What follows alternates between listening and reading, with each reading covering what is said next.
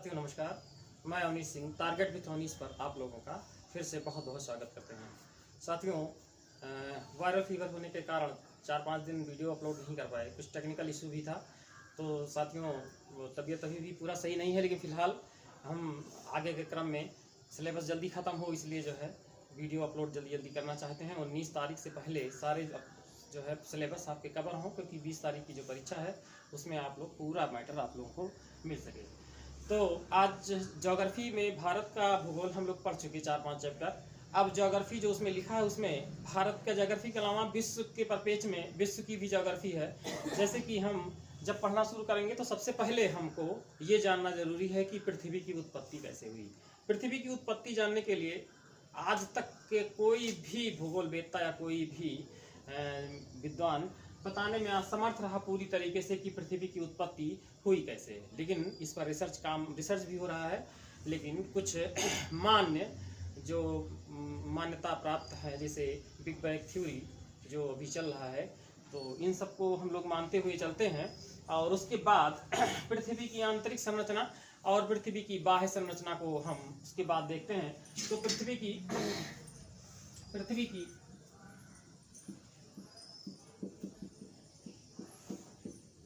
आंतरिक संरचना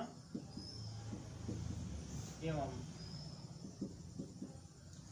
जब पृथ्वी की आंतरिक संरचना हम देखते हैं तो पृथ्वी के नीचे यदि हम जाते हैं तो देखते हैं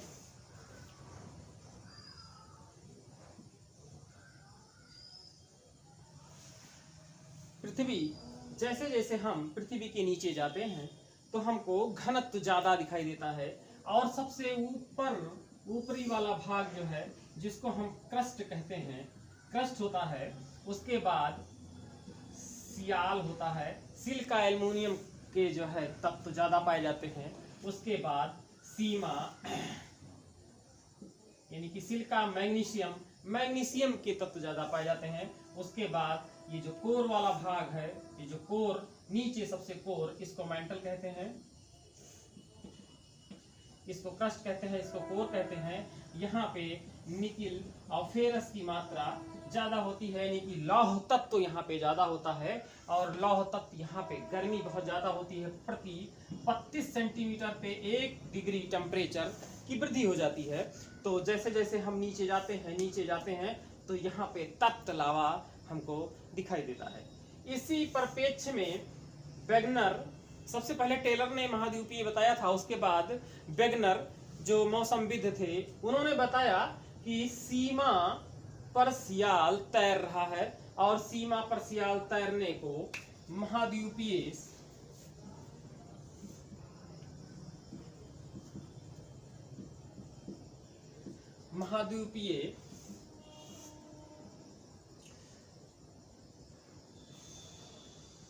वेगनर का महाद्वीपीय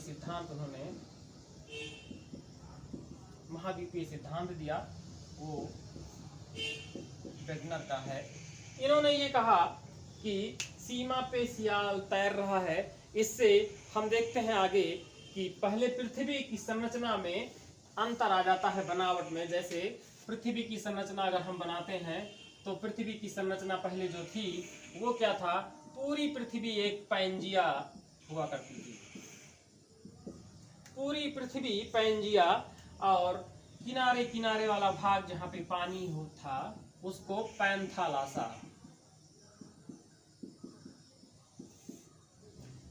ये जो स्थलीय भाग है उसको पैंजिया, और जहां पानी वाला भाग है उसको पैंथालासा कहा गया। तो कार्बोनिफेरस युग में इसका एक विभाजन होता है, और वह विभाजन इस तरीके का होता है कि बीच में एक संकीर्ण सागर बन जाता है जिसका नाम तेथिस सागर कहा जाता है। और यह तेथिस सागर ऊपर वाले भाग को अंगारा लैंड, तेथिस सागर के ऊपर वाले भाग को अंगारा लैंड और नीचे वाले भाग को गोंडवाना लैंड कहा जाता है। और जैसे जैसे समय बीतता गया तो यहाँ नीचे गोंडवाना लैंड में भी यहाँ में भी विभाजन हुआ। इन्हीं प्रायद्वीपीय भारत और मेगाडास्कर और इधर दक्षिण अमेरिका, इधर ऑस्ट्रेलिया और अफ्रीका, इस तरह विभाजन हुआ। और ऊपर एशिया, यूरोप और इधर उत्तरी अमेरिका में विभाजन हुआ। तो इस तरह अंगारा लैंड में ऊपर हम देखते हैं विभाजन हुआ और नीचे गोंडवाना लैंड में विभाजन हुआ। और अगर हम पूरे भूगोल यानी भौगोलिक स्थिति को पूरे जगह क्या कहते हैं पृथ्वी को अगर हम एकजुट कर दें तो उसको हम जिग्सा फिट कहते हैं, यानी कि जैसे कि तैसे वो मिल जाएगा। तो इसका जो टूटा हुआ भाग जो जैसे यूरोप यहाँ पे जो टूटा हुआ भाग है एशिया का, और जो है यहाँ पे जो टूटा हुआ भाग है उत्तरी अमेरिका का टूटा हुआ भाग है, इस तरीके का ये जो टूटा हुआ भाग है यहाँ पे ऑस्ट्रेलिया का टूटा हुआ भाग है, ये सब अगर जोड़ दिया जाए, ये सब जोड़ दिया जाए तो क्या है, एक जो है हमारा जो पृथ्वी है पूरा एक गोले की तरीके, गोले की भार पूरा सब मिल जाएगा। और इस विभाजन में पहले हम देखते थे तैथिस सागर बना था, और बाद में यहाँ पे बीच वाले में अटलांटिक महासागर,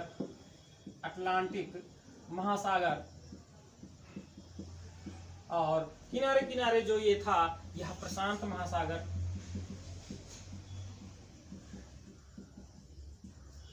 और उसके बाद बीच में यहाँ हिंद महासागर।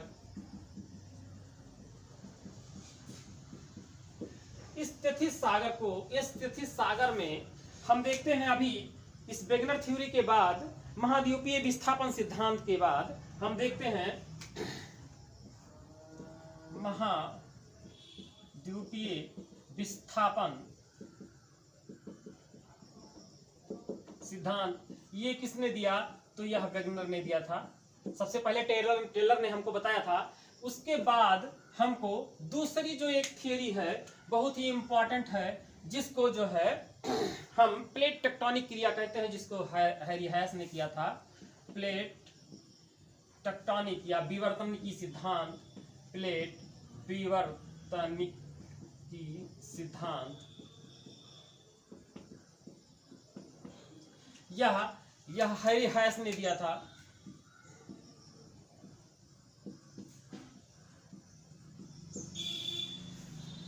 साथियों, हम ज्योग्राफी उतना ही पढ़ेंगे जिससे कि हमारे जीएस पर्पज से हमारा सॉल्व हो और इम्पोर्टेंट हो, जिससे कि हम वही इतना बताएंगे। जैसे कि वेगनर का महाद्वीपीय विस्थापन सिद्धांत किसने दिया? तो वेगनर दिया। प्लेट टेक्टोनिक सिद्धांत किसने दिया? तो हैरी हैस ने दिया। पृथ्वी के क्रस्ट ऊपर वाले भाग में क्या पाया जाता है? सियाल पाया जाता है। बीच वाले भाग में सीमा पाया जाता है, नीचे ये पाया जाता है। तो जो बता रहे हैं अभी हम एक बार रिवीजन करेंगे। और पूरी पृथ्वी को बहुत पहले जब पूरी पृथ्वी एक में थी तो क्या कहा जाता था? पैंजिया कहा जाता था, और किनारे किनारे पैंथालासा यानी पानी वाले भाग को पैंथालासा। और जब ये टूटा दो भागों में तो ऊपर वाला भाग अंगारा लैंड और नीचे वाले भाग को गोंडवाना लैंड। और ये नीचे जो टूटने का दो बल लगता है, एक तो हम देखेंगे पृथ्वी का आंतरिक बल और बाह्य बल, तो हमको अभी बहुत ज्यादा नहीं जानना है, लेकिन फिर भी टूटने का कारण जो रहा है वो गुरुत्व बल, ज्वारीय बल और प्लावन बल, इन सब से पृथ्वी में टूटन भ्रंशन इस तरीके से भी होते हैं। पृथ्वी की आंतरिक यहाँ पे उष्मा भी बहुत, जैसे नीचे जो हमारा कोर है जहाँ पे हम देखते हैं लोहे का सबसे ज्यादा वो मिलता है, जो तप्त लावा है जहाँ से उष्मा भी बाहर निकलेगी। तो कई रूपों में देखने को मिलता है। तो उष्मा ऊर्जा के रूप में देखने को मिलता है। वो ऊर्जा किसी भी रूप में हो सकता है, रेडियोधर्मी के रूप में हो सकता है, किसी भी रूप में हो सकता है। तो हम केवल जीएस के पर्पज से हम इसको पढ़ेंगे, भूगोल को जीएस के पर्पज से, क्योंकि हमको उतना ही पूछा जाएगा जीएस के हिसाब से, और सिलेबस भी तभी कवर होगा। नहीं तो एक चैप्टर केवल पृथ्वी की भू आंतरिक संरचना या यही हम पढ़ेंगे तो कम से कम 4-5 लेक्चर लगेंगे, तो कभी इस तरह जीएस नहीं समाप्त होगा। तो ज्योग्राफी मेन ज्योग्राफी हो जाएगी। तो अभी हम आपको जो बताना चाहते हैं, भूगोल विश्व का भूगोल के परिप्रेक्ष्य में सबसे पहले भूगोल क्या है? भूगोल एक पूरी आकृति जो भूगोल की हम देख रहे हैं विश्व का, वह पहले भूगोल कार्बोनिफेरस युग में कैसा था, उसके बाद टूट के भूगोल अब कैसा हुआ, फिर उसके बाद टूटने के बाद कैसे टूटा ये विस्थापन सिद्धांत जो वेगनर ने बताया, सीमा सियाल पे तैर रहा है। फिर उसके बाद प्लेट टेक्टोनिक सिद्धांत है, ये हैरी हैस ने दिया। अभी टूटने में 7 महाद्वीप हम जानते हैं, जैसा कि हमें मालूम है कि 7 महाद्वीप हम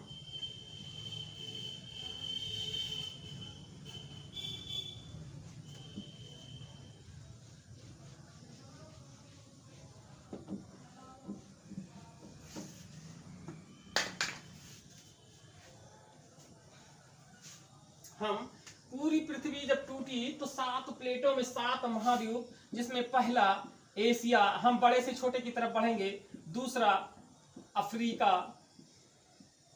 तीसरा नॉर्थ अमेरिका, चौथा साउथ अमेरिका, पांचवा यूरोप, छठवां ऑस्ट्रेलिया,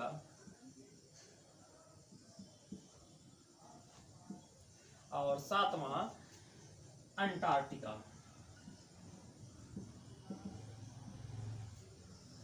इस तरह हम देखते हैं कि ये सात महाद्वीप, इसको सबसे ज्यादा बड़ा भाग जो है वो है एशिया का, एशिया के बाद अफ्रीका का, और अफ्रीका के बाद उत्तरी अमेरिका के बाद दक्षिणी अमेरिका, और दक्षिणी अमेरिका के बाद यूरोप, यूरोप के बाद ऑस्ट्रेलिया, और ऑस्ट्रेलिया के बाद अंटार्कटिका। ये 7 भागों में हम देख रहे हैं टूटा।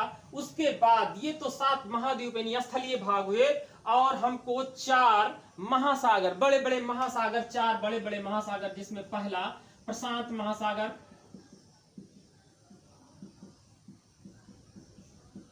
दूसरा अटलांटिक या आंध्र महासागर,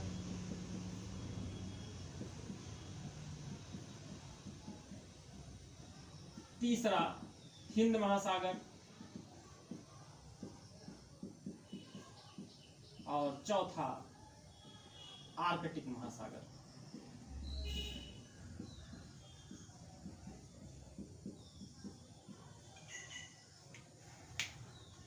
ये सबसे बड़ा महासागर है पूरे पृथ्वी के, वो पूरे पृथ्वी के ये परिपेटी पे चारों तरफ प्रशांत महासागर का फैलाव है, और अटलांटिक महासागर का यशनुमा एक फैलाव है।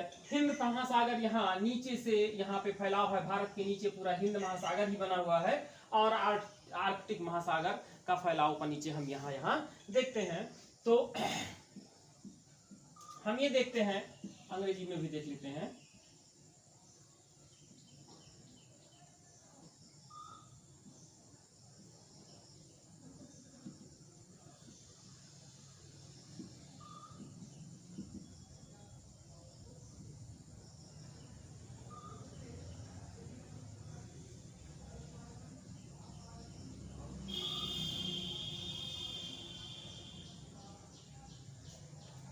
हम देखते हैं कि ये पूरी पृथ्वी 7 महाद्वीप और उसके बाद 4 बड़े महासागरों में टूट जाता है।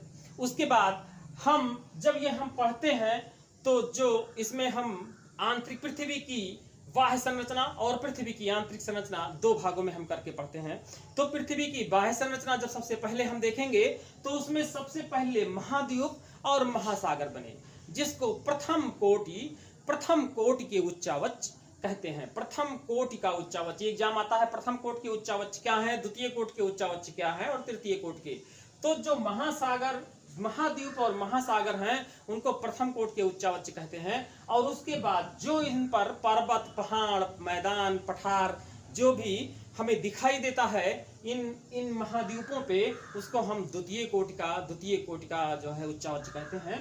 लेकिन अगर पर्वतों का, जैसे पर्वत का अपक्षय और अपर्दन हो जाता है, जो पर्वत और पहाड़ है अपक्षय और अपर्दन के बाद पठार और मैदान इस तरीके से बन जाते हैं नीचे, तो वह सब हो जाते हैं तृतीय कोटि के जो है उच्चावच। तो इस तरह हम समझ जाते हैं कि उच्चावच के आधार पे कैसे हम इसको देखते हैं। तो अब हमें ये देखना है कि हमें पर्वत पढ़ना है। तो पर्वत कितने प्रकार के हो सकते हैं? पर्वत जैसे ज्वालामुखी प्रकार का भी हो सकता है, और पर्वत बलित भी हो सकता है, पर्वत ब्लैक भी हो सकता है, पर्वत भ्रंशन के कारण भी हो सकता है। तो हम ये जो प्लेट विवर्तनिकी सिद्धांत है, प्लेट विवर्तनिकी सिद्धांत में क्या होता है कि या तो प्लेटें आपस की तरफ नजदीक आएंगी या तो प्लेटें दूर जाएंगी। यदि प्लेटें आपस में नजदीक आ रही हैं तो जो महासागर का है, महासागर का घनत्व ज्यादा होता है, और जिसपे स्थलीय भाग है, जिसपे स्थल है, उसका घनत्व कम होता है। तो जब ये प्लेटें आपस में टकराती हैं तो यह प्लेट नीचे घुस जाती है और यह स्थलीय वाला भाग ऊपर आ जाता है, और यहाँ तप्त मैग्मा, यहाँ पे कोर में तप्त मैग्मा इकट्ठा हुआ है और यह जो है ऊपर जाने का प्रयास करेगा। तो इससे दो चीजें होंगी। जैसे यहाँ पे प्रशांत महासागर के परपेटी में हम देखते हैं तो हमें पूरा रिंग ऑफ फायर यानी ज्वालामुखी, इसको रिंग ऑफ फायर का भी दर्जा कहते हैं,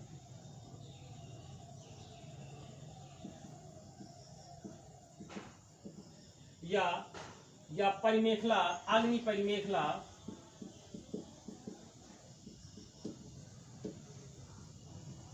ये प्रशांत महासागर के परपेटी पे हमको देखने को मिलता है। प्रशांत महासागर की परपेटी में हमें देखने को मिलता है अग्नि परिमेखला यानी कि ज्वालामुखी क्रिया। जितना भी ज्वालामुखी क्रिया है, सबसे ज्यादा ज्वालामुखी क्रिया प्रशांत महासागर के ज्वालामुखी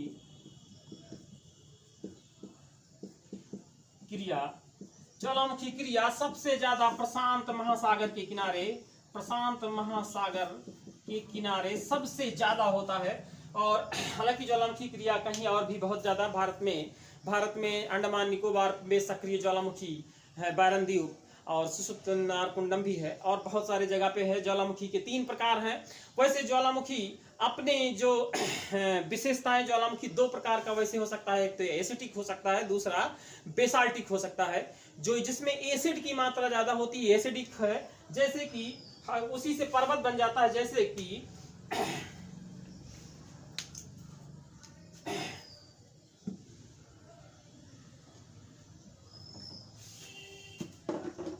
अगर ज्वालामुखी एसिडिक है तो चिपचिपा होता है, एसिड चिपचिपा होता है। एसिडिक होता है अगर तो ये चिपचिपा होगा, और चिपचिपे होने के कारण ये एक पे जो बढ़ता जाएगा, और इस प्रकार यह ज्वालामुखी पर्वत बन जाएगा, ज्वालामुखी पर्वत बन जाएगा। और यदि बेसाल्टिक है तो वो दूर तक जाके बिखर जाएगा, यानी कि बेस में क्या होता है, चिपचिपा कम होता है, वह दूर चला जाता है। और इस तरह ज्वालामुखी हम देखते हैं। और ज्वालामुखी 3 प्रकार का हो सकता है, सक्रिय ज्वालामुखी और निष्क्रिय ज्वालामुखी और सुषुप्त ज्वालामुखी। तो सबसे पहले जो सक्रिय ज्वालामुखी हम जान लेते हैं। सक्रिय वो ज्वालामुखी होते हैं जो हमेशा 24 घंटा उद्गार, जिसमें उद्गार हुआ करता है, वह सक्रिय ज्वालामुखी होता है। सुषुप्त ज्वालामुखी ऐसे ज्वालामुखी होते हैं जो शांत बैठे हैं और कभी भी उसमें उद्गार हो सकता है। और निष्क्रिय ज्वालामुखी वो ज्वालामुखी होते हैं जिसमें उद्गार हो चुका होता है और वह निष्क्रिय हो चुका होता है, अब उद्गार होने की कोई संभावना नहीं होती है, वह निष्क्रिय या अक्रिय ज्वालामुखी कहलाती हैं। और ऐसे भी प्रश्न आते हैं जैसे कि सबसे सक्रिय ज्वालामुखी कौन है, तो सबसे सक्रिय ज्वालामुखी किलाऊ ज्वालामुखी है। हम ज्वालामुखी जब अलग से पढ़ाएंगे तो ये भी बताएंगे, लेकिन फिलहाल आज के बातों में चल रहा है। सबसे सक्रिय ज्वालामुखी किलाऊ, ये उत्तरी अमेरिका का हवाई द्वीप क्षेत्र है, वहां पे पड़ता है। और एक प्रश्न आता है कि सबसे ऊंचाई पर कौन सा ज्वालामुखी है, तो ओजस डेल सलाडो है। उसके बाद एक चीज और आती है कि सबसे सक्रिय ऊंचाई पर कौन सी ज्वालामुखी है, तो वह है कोटापैक्सी। तो इस तरह 3 सवाल इसमें बनते हैं। तो इसको हमने देखा। उसके बाद हम ये देख लेते हैं कि ये जो महाद्वीप हैं, इन महाद्वीप के सबसे ऊंचे पर्वत कौन कौन से हैं, तो हम ये चीज देख लेते हैं।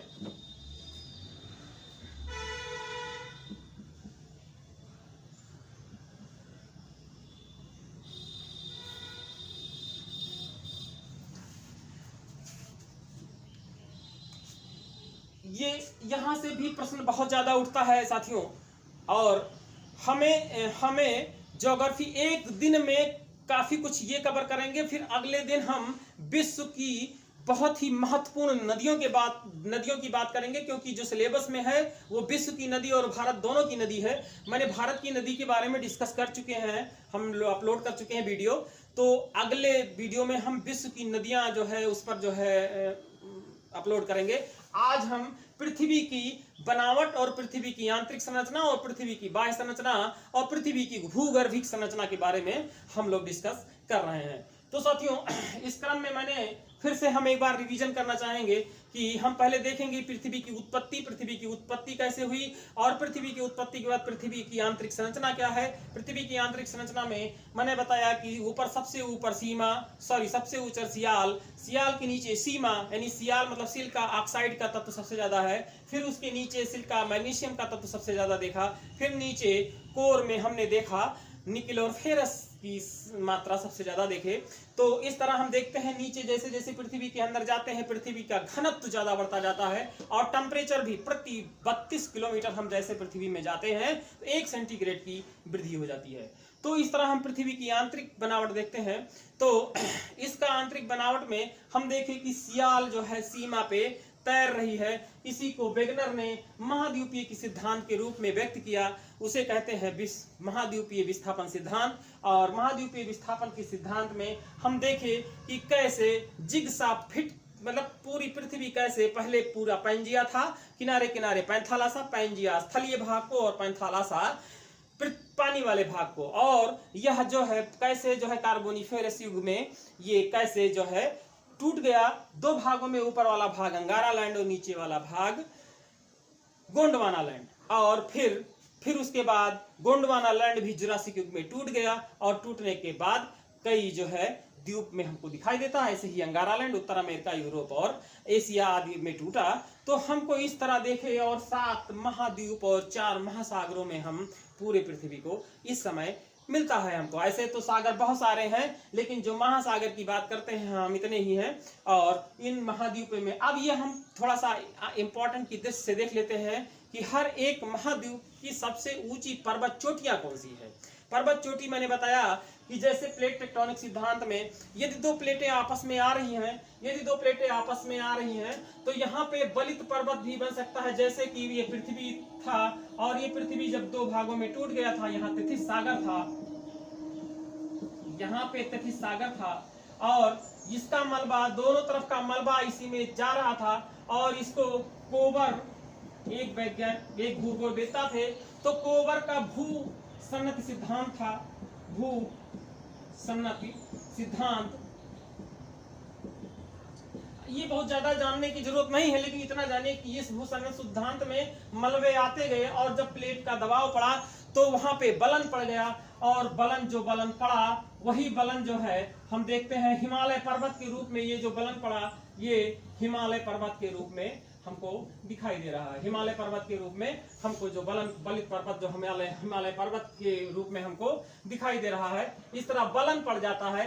एक नीचे देखते हैं, ये बलन ऊपर वाला शिखर देखते हैं, तो इस तरह कई बलन पड़ जाते हैं, तो हम इसको बलित पर्वत कहते हैं। और यदि कहीं ज्वालामुखी क्रिया होती है, दरार या ज्वालामुखी क्रिया बन जाती है, तो हम उसे ज्वालामुखी पर्वत कहते हैं। जैसे हमने कहा कोटापैक्सी, ओजस डेल सलाडो साउथ अमेरिका, और ये सब जो है पर्वत ज्वालामुखी पर्वत के उदाहरण है, जबकि हिमालय पर्वत बलित पर्वत का उदाहरण है। और हम देखते हैं कई भ्रंश, जैसे विंध्या और सतपुड़ा, विंध्य के बीच में जो भ्रंशन हो गया, जिसमें नर्मदा ताप्ती बहती है, जो दब गया क्षेत्र, हम इसे खड़े हैं, नीचे का कोई क्षेत्र दब जाए तो हम ऊंचे हो जाएंगे, तो वहां भ्रंश घाटी जहां बनी है। ऐसे भी और ब्लैक पर्वत की भी उदाहरण देखते हैं। इस तरह हम देखते हैं, लेकिन हमको महत्वपूर्ण जो है 2 कि पर्वत बने कैसे। पर्वत 2 टाइप के पर्वत, एक बलित पर्वत और दूसरा ज्वालामुखी पर्वत। और ये देखना है कि विश्व की सबसे ऊंची पर्वत कौन है। सबसे पहले तो हम यही जानेंगे कि विश्व की सबसे ऊंची चोटी कौन सी है, पर्वत चोटी कौन सी है। तो सबको भाइयों मालूम है एवरेस्ट पर्वत, जो कि हिमालय, ग्रेट हिमालय, महान हिमालय का ही भाग है, नेपाल क्षेत्र में पड़ता है, जिसकी ऊंचाई 8,848 मीटर है, ये हमको मालूम है। तो हम अलग अलग देख लेते हैं भाइयों और मित्रों, इसको हमको तेजी से खत्म करना है। अभी हम इम्पोर्टेंट मैराथन कराएंगे, और मैराथन में हम केवल इंपॉर्टेंट उठाएंगे। अभी तो हम कॉन्सेप्ट भी थोड़ा बताने की कोशिश करते हैं और कॉन्सेप्ट के साथ साथ फैक्ट भी बताने की कोशिश करते हैं। और जब हम एग्जाम की पीरियड में क्वेश्चन आंसर कराएंगे या मैराथन कराएंगे तो केवल और केवल हम क्वेश्चन आंसर करते जाएंगे। तो हम सबसे पहले देख लेते हैं कि एशिया की सबसे ऊंची चोटी जो कि हमको माउंट एवरेस्ट के रूप में मिलती है, माउंट एवरेस्ट। फिर हम देखते हैं अफ्रीका की सबसे ऊंची चोटी, तो हमको एंकाकागुआ। उसके बाद हम नॉर्थ अमेरिका की सबसे ऊंची चोटी देखते हैं, तो नॉर्थ अमेरिका की सबसे ऊंची चोटी हमको मिलता है माउंट मैकिनले।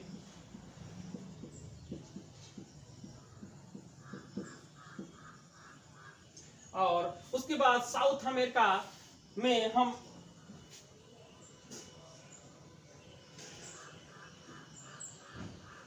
साउथ अमेरिका की चोटी, ये जो एंकाकागुआ है वो साउथ अमेरिका की चोटी है। और जो अफ्रीका में सबसे ऊंची चोटी है वह है किलिमंजारो। और यूरोप की सबसे ऊंची चोटी है एल्ब्रुज। और ऑस्ट्रेलिया की सबसे ऊंची चोटी है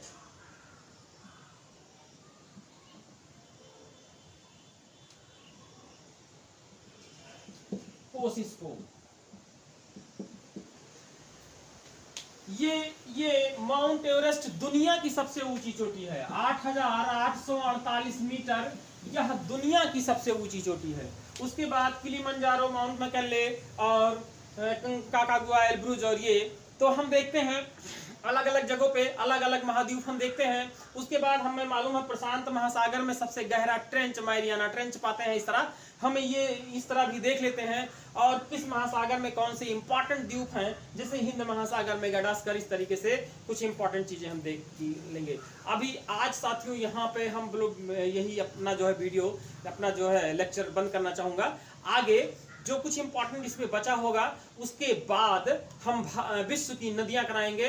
और कुछ एक बात और, विश्व की जो इंपॉर्टेंट बताना चाहूंगा, आपकी विश्व की कुछ राजधानी, विशेष राजधानी है, उन राजधानी को आप अपना थोड़ा सा अपने से करिएगा। विश्व की प्रमुख राजधानी, मतलब विश्व के प्रमुख देश और उनकी राजधानियां। और अगर साथ में हो सके तो उनकी मुद्राएं।